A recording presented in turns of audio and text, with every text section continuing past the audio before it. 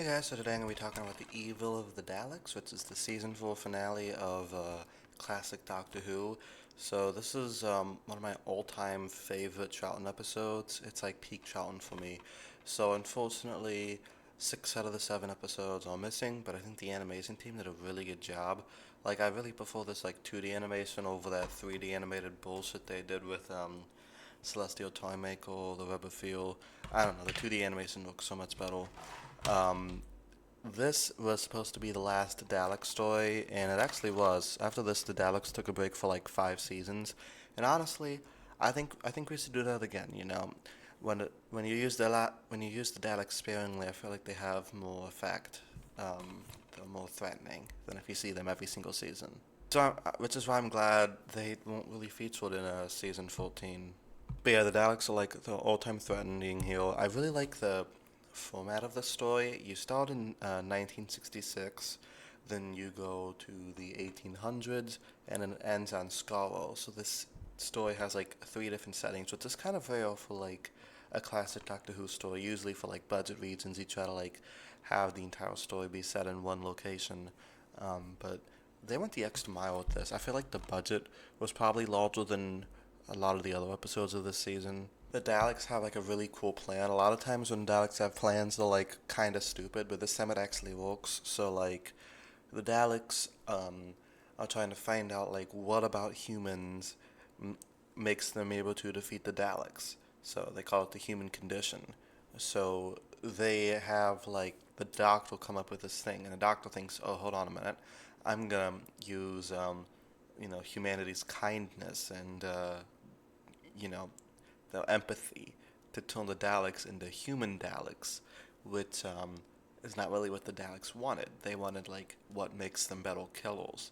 But the Doctor's like, there's more to humanity than that, and he uses my best boy Jamie as an example. Jamie's very kind and heroic, so he makes the Daleks into good Daleks, I guess. Through the human factor, but the Daleks kind of use that against the Doctor by turning humans into Daleks. So they turn that like nutty professor guy into a Dalek. Um, it's so cool. I don't know. I like all the like levels to it. I feel like I'm watching like this would be like a really good episode to be a video game if they made a video game about Doctor Who, like an actual one instead of those like weird ones they did. Like if they made like an actual video game for Doctor Who, this would be the perfect one to adapt because you go through time and space, you have like different objectives and stuff, like the Doctor using Jamie to you know, show how the Daleks like that humans are. Then you have the Scarrow stuff. I don't know. I think it'd be great. Um, Victoria's introduced here, but she kind of like takes a backseat in her own introduction story. But I'm not a big Victoria fan anyway, because all she does is kind of like scream and get captured and cry. Um, Now, I'm not really blaming her for this because she didn't really ask to travel with the Doctor. It was like either that or be like stuck on this like explosion on this desolated planet. So I suppose, you know, the cut Victoria a little bit more slack than most people. Also, she just lost her father and stuff. The supporting cast is really good too. Like I said, I like the professor. I like Victoria's dad. I like the Turkish guy. He was cool, even if he was like kind of silent the whole time. I don't know. He would have made like a would have made a good companion if that stupid scientist didn't push him into that volcano. That was shocking.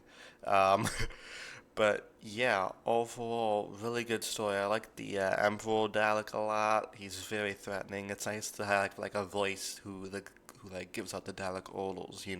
He's kind of like a proto Davos, if you will.